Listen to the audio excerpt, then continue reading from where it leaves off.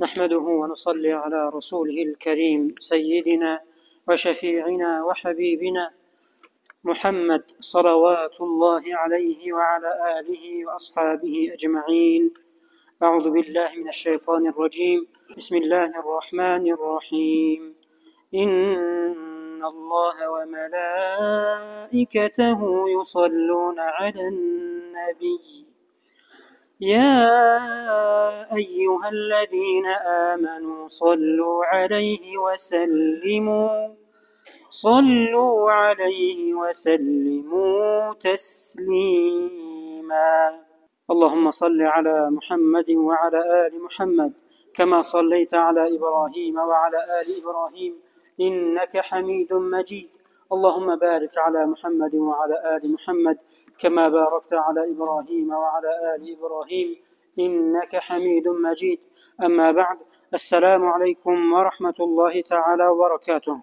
برادران عزیز، پدران ارجمند، جوانان عزتمند، مهمانان خانه پروردگار جل و علا، پیش از همه خداوند جل و علا را حمد، سپاس، شکر و ستایش بی حد میگوییم برای همه نعمت‌های زیبا و مفید و با برکتش، و در حقیقت با شکرگزاری نعمت‌ها زیبا و مبارک و منفعتناک و مفید و با برکت می‌گردند و زیاده و بر دوام می‌گردند، و با ناشکری نعمت‌ها به عذاب‌ها تبدیل می‌شوند.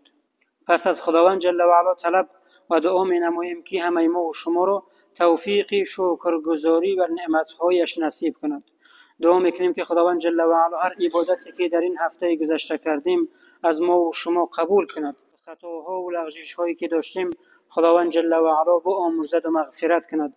گذشتگان همه ما و شما را رحمت و مغفرت بگرداند و قبرهایشان را با نور قرآن منور و روحهایشان را از ما شاد بدارد. پروردگار این وطن عزیز ما را از تمام آفات و بلاها و از تمام فتنه ها در پناه اسمت خویشت نگهبان باش. پیشروی دینی و دنیویش را همیشگی بگردان.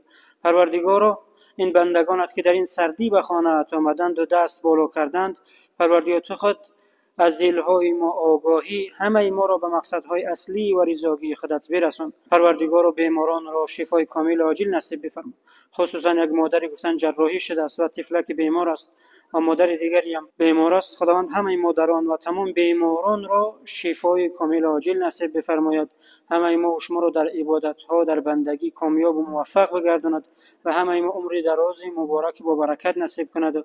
و صلی الله و سلم و بارک علی سیدنا محمد و علی آله و اصحابه اجمعین برحمتک یا ارحم الراحمین. برادران عزیزم، موضوع این هفته ما وطنداری و حمایت وطن از نگاه اسلام است. برادران عزیزم، تاجیکستان وطنی عزیز و محبوب ما است. وطن را عزیز داشتن و مقدساتش ارج گذاشتن و در نوبت خود آباد و شکوفا گردانیدن آن این قرض ایمانی و شهروندی هر یک فردی وطن دوست و خودآگاه و خویشتن شناس می باشد. در تعلیماتمان برادران عزیزم، وطن مادر دوم ارزیابی می شود. دوست داشتن و آباد و شکوفا گردانیدن وطن یکی از فرموده های دین مبین اسلام است.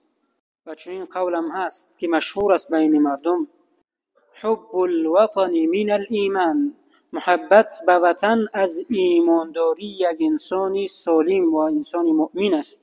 در موضوع وطن و حمایت وطن حدیث های زیاد آمده است، حدیث هایی که صحیحند از پیامبر خدا صلی الله علیه و سلم.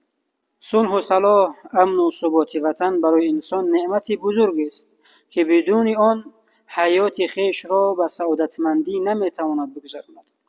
از همین خاطر کسی در کشور نایل امن گردد و در بدن نایل تندرستی، چنین کس تمام دنیا را نایل گشته است. زیرا نعمت امن در دنیا از تمام دیگر نعمت‌ها بالاتر می‌ایستد. برادران عزیزم، در حدیث صحیحی که پیامبر محبوب محمد صلی الله علیه و سلم می‌فرمایند: عن عبید الله بن محسن الانصاری رضی الله عنه قال رسول الله صلی الله علیه و سلم: من أصبح منكم آمنا في سربه معافا في جسده عنده قوت يومه فكأنما حیزت له الدنیا بحذافیرها. رواه الترمذی. پیامبر محبوبمون گفتند که هر یکی از شما وقتی از خوابش پیش از بامداد خیست، آمنا فی سربه، در خانهش امن و ثبات است، در خانهش تنجی است، هیچ بلا و هیچ آفت و هیچ سختار و هیچ بلایی نآمده است، هیچ به امنی در وطن و در محل و در کوچه و در خانهش نیست. معافا فی جسده، از خوابش خیست که در جسمش هیچ بلا و هیچ دردی نیست، یعنی به هیچ درد و بلایی گرفتار نشده است. فکأنما عنده قوت یومی، و در خانهش یک روزه خوردنیش رو دارد، خوردنی خود و فرزندان و اهل خانواده‌اش رو دارد. پیامبر خدا صلی الله علیه و سلم همین سه نعمت رو، نعمتی امن و ثبات در خانه و کوچه و وطن، نعمتی تندرستی و تنصیحتی، تو از خوابت خستی که فلج نشده است اون قسمتی بدنت، هیچ جای از بدنت درد نمیکند، این نعمتی بالا است. پس پیامبر خدا صلی الله علیه و سلم یکم امن رو گفتند، دیوم تنصیحتی رو ذکر کردند، سیوم امنیت ارزوقواری، یعنی در خانهش یک روزه خوردنیش رو دارد، کدام ما و شما یک روزه خوردنی همون رو نداریم. این سه نعمت رو برابر کردن، فکأنما حیزت له الدنیا بحذافیرها. این سه نعمت برابر آن است که تمام نعمت‌های دنیا به او داده شده است، از این دیگر نعمتی بالاتر نمی شود. نعمت رو شکر گوییم، سپاسگزاری کنیم تا خداوند جل و علا نعمت رو برای ما ابدی و زیبا و مبارک و با برکت گرداند. خدا را شکر که ما امروز وطن آرام و آسوده داریم و باید صلح و ثبات آن را چون گهورک چشم حفظ و احتیاط کنیم. با در نظر داشتی اهمیت جدی داشتن مسئله دوست داشتن وطن از دیدگاه دین مبین اسلام، همچون مسلمانی کامل ما باید وطن خود را صدقاً و برابر جان خیش دوست داریم، وطن دوستی و میهن دوستی واقعی باشیم و شکرانه نعمت خداوند جل و علا را به جا بیاریم. پیامبر خدا صلی الله علیه و سلم وطنشون را دوست می داشتند. وقتی که از مدینه سفر می کردند، وقتی بازگشت سواره خود را تیزتر می راندند و تیزتر می رفتند. محدثین و صحابگان میگویند که من حب وطنها، این یکی از نشانه های دوستداری پیامبر خدا صلی الله علیه و سلم به وطنشان بود. وقتی که به پیامبر محبوبمون جبر شد، ظلم شد، ستم شد، آن کسا هجرت کردند. وقتی از مکه بیرون می اومدند، بالای تپه های مکه بر آمدند و طرف مکه و خصوصا خانه خداوند کعبه گشتند و نگاه کردند و چشمهایشون پر از اشک شد. و در حدیث مشهور است که پیامبر خدا صلی الله علیه و سلم میگویند ای مکه، اگر قومت یعنی قریش اگر مرا از این سرزمین نمیراندند، سر نمیکردند، ظلم نمیکردند، من هیچگاه راضی نمیشدم که در هیچ سرزمینی بجز تو زندگی کنم.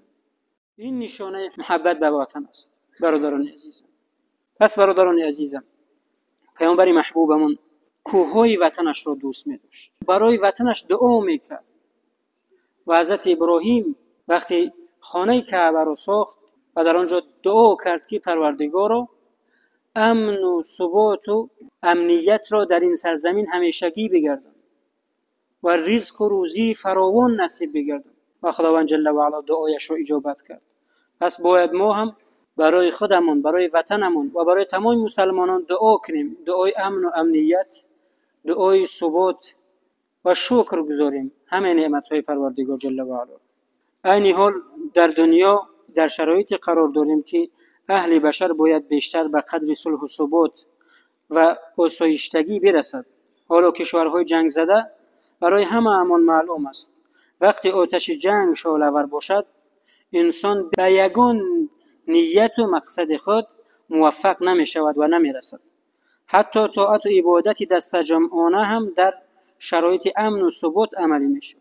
بنابراین صلح و ثبات این نعمت بهترین الهی نباید ما را غافل و بی‌پروا سازد.